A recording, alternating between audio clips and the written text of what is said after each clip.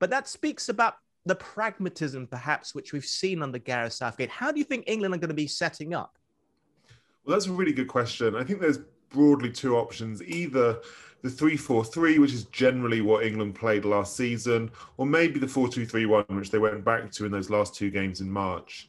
I think a lot of it depends on which individuals are available. So, for example, Harry Maguire would normally be England's first choice centre-back, and I think Maguire would be capable of playing in a two alongside John Stones. That said, Maguire's currently injured. If he's not fully fit to play in that first game against Croatia, I don't think Southgate would want Stones and one other. I think he'd probably want to go to a back three, which of course would mean that Kyle Walker would move from right back onto the right-hand side of that back three, which is the role that he played in the 2018 World Cup for England. And that's when they could have another specialist, more attacking right wing back, whether that's Trippier, who played there in 2018, Alexander-Arnold, who obviously Liverpool fans really want to play, or Reece James, who's done really well for Chelsea this year. So it's plausible that Southgate could use more than one of his four right backs, and we don't know which of those four might not make the final list. Like, it's totally plausible that I think either Alexander-Arnold or James will be cut from the squad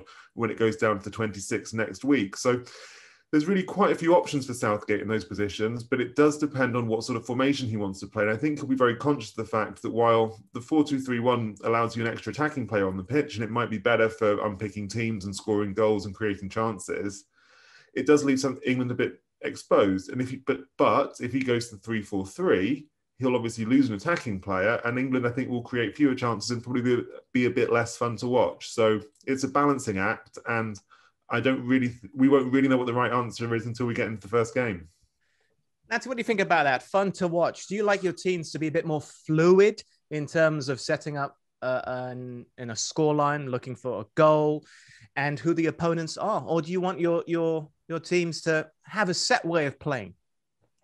Yeah, this is a good question, because for me, I think I would choose entertaining football, which possibly isn't the popular answer given how desperate everyone in England is for England to win a tournament. But I mean, when I think about the World Cup in 2018, it felt like the games were entertaining as well as, you know, the team progressing far in the tournament. And I think that helps so much with kind of the groundswell of support, where with it being games played at Wembley and at Hampden Park, you know, on home soil, everyone's going to be up for it anyway. But if you throw in entertaining football to the mix, kind of expansive play, and which a lot of these players will be really suited to, you know, that Gareth Southgate selected. I think it just helps even more. You know, we've all sat through enough fairly turgid England games over the years, and frustrating tournaments where you're just thinking, oh God, you know, where are they going to find a goal from, or, you know, why are things breaking down or not quite paying off? And so, you know, having something that's a bit more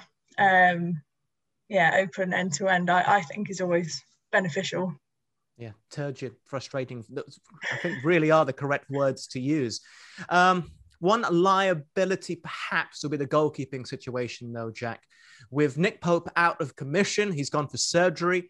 The substitute goalkeepers, this is based on the presumption that Pickford starts, have about one cap between them. So that could be a problem. Do you feel that Pickford could be a liability in this tournament? Well, maybe. I mean, Pickford clearly, for the last few seasons for Everton, has made quite a few mistakes. His decision-making can be erratic. He never really looks that secure sometimes. And sometimes he can look a little bit panicky in a way that I think, you know, leads to him making slightly embarrassing errors. That all said, Southgate really likes him. You know, he's a very important part of the England team. I don't think his position as number one has been under any threat. One, because he was an important part of the 2018 team, which I think counts for a lot. Also, because he is England's best keeper by miles with his feet. Like, Pickford's kicking is just much, much better than Pope's. And that, given that England like to play out from the back, like, Pope can't really do that because that's not how Burnley play. Whereas Pickford is very, very good at that, either, you know, passing the ball amongst the defenders around him or going kind of long and direct and precise towards a Harry Kane or someone to hold the ball up. So in that sense, I think Pickford would have been the first choice even without Pope. But the annoying thing about Pope getting injured is that over the last few years, Southgate has been really keen to give Pope quite a few games just so he wouldn't be coming into the tournament with zero experience.